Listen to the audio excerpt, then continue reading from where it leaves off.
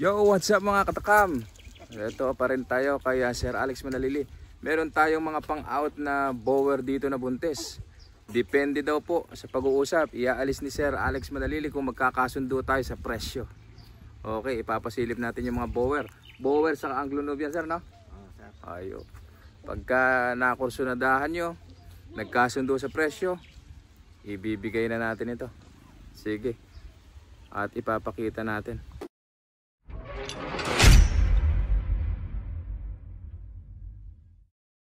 Sir Alex, asan ba yung mga pang-out natin na bower na inahin dyan kung sakaling makursunadahan nila?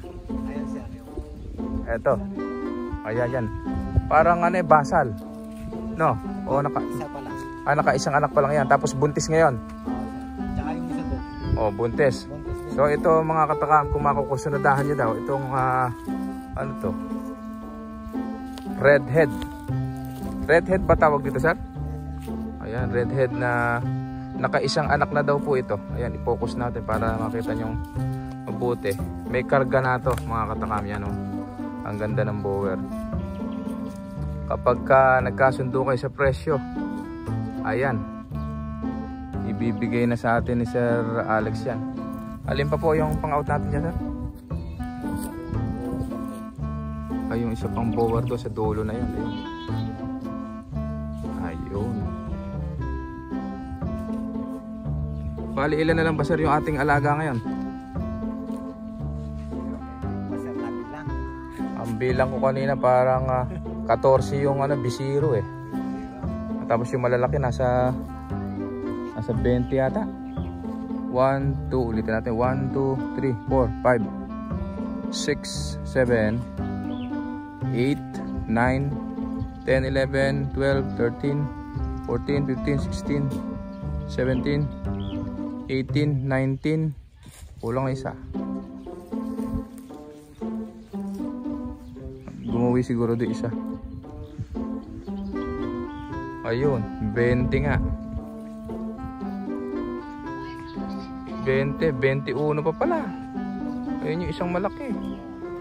21, sir, yung malaki. Tapos 14 yung maliliit na bisiro. So lahat-lahat 21 saka 14, 35. Ayan. O, magkasundo sa presyo. Ito pong itim na yan. Ito. Ano po ito? F4. Anglo-Nubian. Ayan po.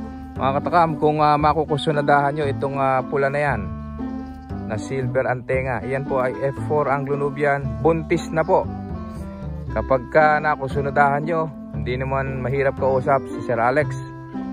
Madaling kausap ito. At nagkasundo kayo, nakatawad ka, nagkasundo kayo sa presyo, iuuwi nyo na po yan. Ayan, bali dalawa yan. Isa, saka itong brown na itim. Ayun, yan, yung naglalakad na yan. O yan. Pagka nagkasundo kayo, nanganganak, sir, ng ilan ito? Yung itim, 3. O. So mga katakam, napakaswerte nyo. Bakit kanyo? Yun pong itim na yon ay nagkakaanak daw po ng triplets. So yung ibabayad nyo kay Sir Alex kapag nanganak, tubo na kayo kaagad. Kaya una-unahan na lamang po tayo dyan sa itim na yan na F4 na Anglo-Nubian. Nanganganak po ng 3 siya. Malapit na po itong bumugas, Sir Alex, no? O mga sa tansya ko, mga 1 buwan na lang pinakamatagal na yan. Oo, bubuga na yan. So kung makukuha nyo ngayon, by next month, ayan, manganak ng 3, di magiging 4 na kaagad. Tubong lugaw na kayo dyan. Ayan, oh. Tapos ito rin, oh.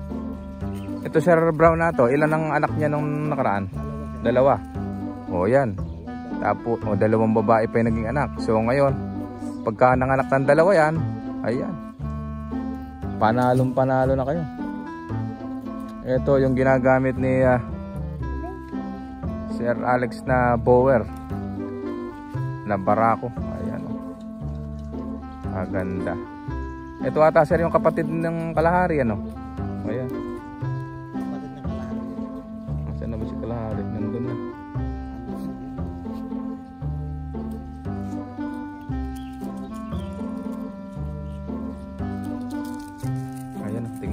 anong bower. Oh. Ito kapatid niya, kapatid ni Kalahari. Napakaganda oh. Hindi natin ina-autosan no. Oo. Yung mga anak-anak. Oh, yung mga anak.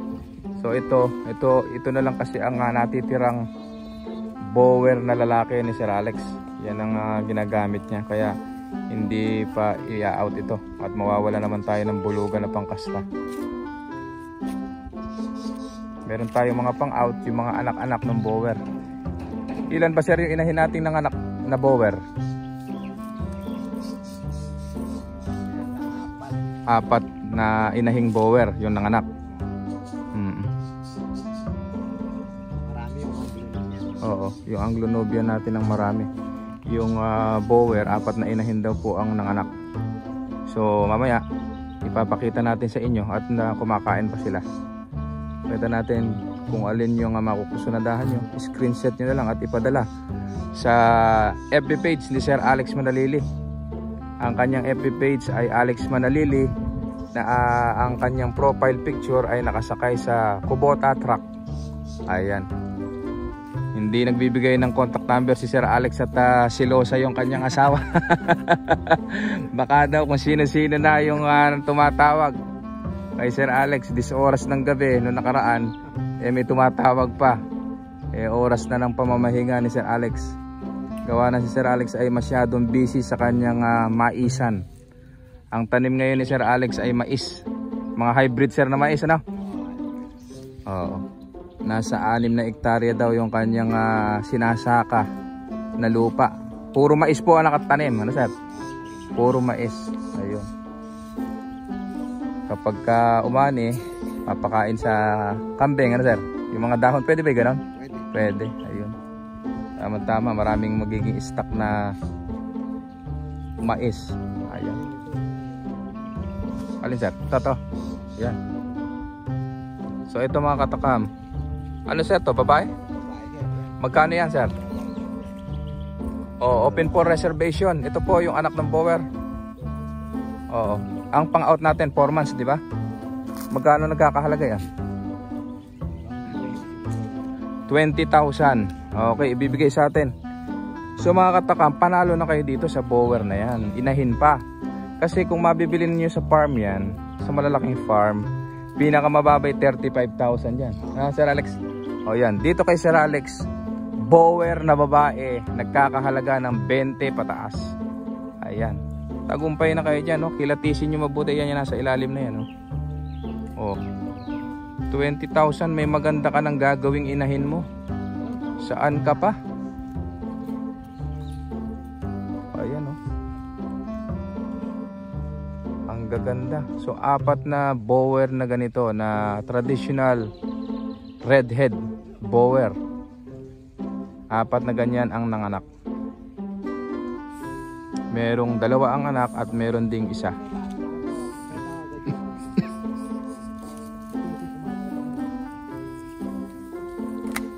So ayan, ipapapasukin natin para makita nyo lahat. Ito yung ating part 2 na pinakamurang bentahan ng purebred Anglo-Nubian at purebred bower. Sir Alex, meron ba tayong pure blood dito? Wala.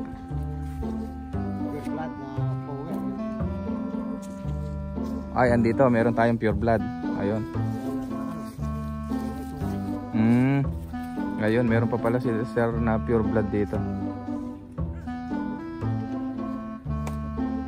Ayan, papasukin natin ang makilatis yung mabuti. Ayun, oh. Ayun, yung dalawang magkatabi na yan, yung magkapatid.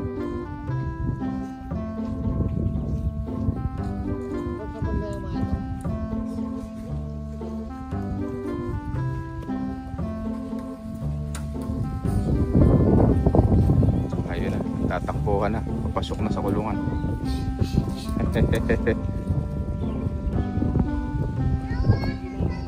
Tara, sundan natin doon at nang makilatis niya mga katakam. Ayun, pasok ka na. Tara, silipin natin.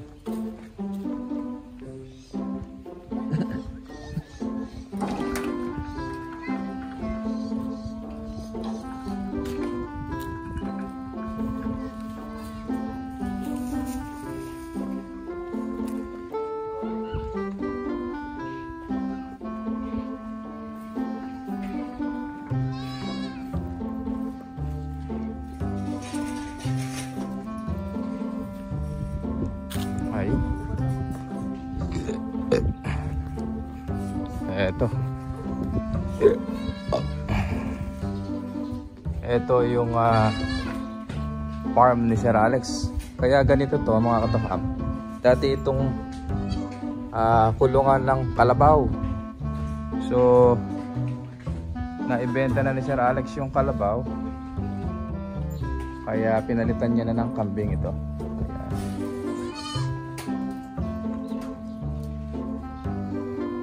Ayan, may mga bagong panganak.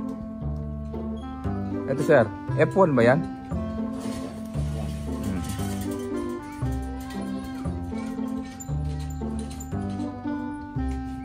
Gawa natin ng video itong mga bisiro natin, nasa loob na. So sa part 3 natin, pakita natin yung ibinebentang bisiro ni Sir Alex. Magpapaalam na muna ako at gawa natin ng video yung part 3.